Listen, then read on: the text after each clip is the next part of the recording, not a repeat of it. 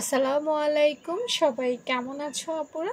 আলহামদুলিল্লাহ আমি ভালো আছি। আমি রুমা মাহমুদ, আমার পেজ রুমাশালা স্কুল থেকে। দেখো আপুরা, একটা কামিজ মানে শুধুমাত্র কামিজ, এই কামিজটাকে যে কতভাবে বানানো যায় কল্পনা করে শেষ করা যাবে না, তৈরি করে শেষ করা যাবে না। মানে এত এত সিস্টেম আছে কামিজ তৈরি করার।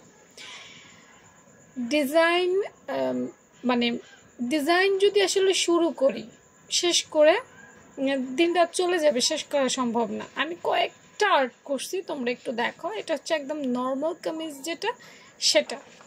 তো এই হচ্ছে নর্মাল কামিজের কাটিং স্কিল। হ্যাঁ, এটাতে তেমন ইয়ে নেই। তারপর আসো, দেখো এটা সামনের পার্ট, এটা পেছনের পার্ট। আচ্ছা, এরপর দেখো 6 ছাট কামিজ। মানে আমি তোমাদেরকে জাস্ট ভিউগুলো দেখাচ্ছি, তোমরা এগুলো নিজেরাও তৈরি করতে পারবে। এটা 6 ছাট কামিজ। হ্যাঁ, 6 ছাট কামিজের এই যে কাটিং স্কিলটা। তারপর 6 ছাট কামিজের পর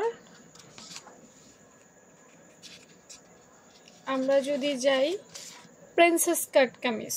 প্রত্যেকটা শেপ দেখেছো, একটা থেকে আরেকটা কিন্তু আলাদা আলাদা, একটার সাথে আরেকটা কিন্তু মিল নাই।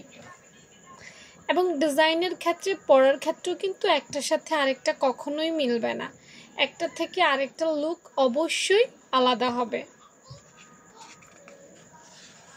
আচ্ছা, এই হচ্ছে প্রিন্সেস কাট কামিজের নিয়ম আর কি। আচ্ছা, এরপর আসো টিকান কামিজ। নাম শুনছো, এই কামিজটা মানুষ খুব কমই চেনে, বাট এই কামিজটা খুব ইম্পর্ট্যান্ট একটা কামিজ, যেটা খুব ফিটিংস একটা লুক দেয়।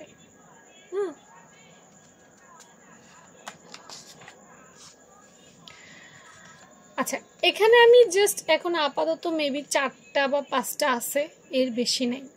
এর বাইরেও কিন্তু আরও অনেক ধরনের আছে, যেগুলো হয়তো আমার কাছে আর্ট করা নেই, থাকলে দেখাইতে পারতাম। পৃথিবীতে ওই যে বারবার বললাম অনেক ধরনের আছে।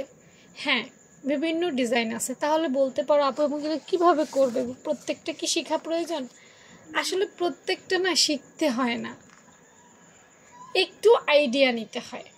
একটু যদি তুমি মেজারমেন্ট বুঝে যাও, তাহলেই তুমি একটা থেকে আরেকটা কনভার্ট করতে পারবা।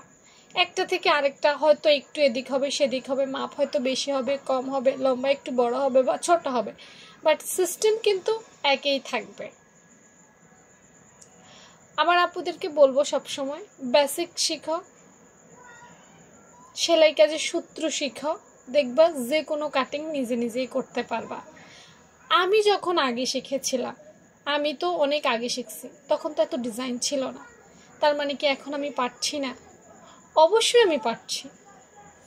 ভবিষ্যতে আরও অনেক ডিজাইন আসবে, তার মানে কি সেগুলোর জন্য আবার কোর্স করা উচিত, কারো কাছে শিখতে হবে? না, প্রয়োজন নেই।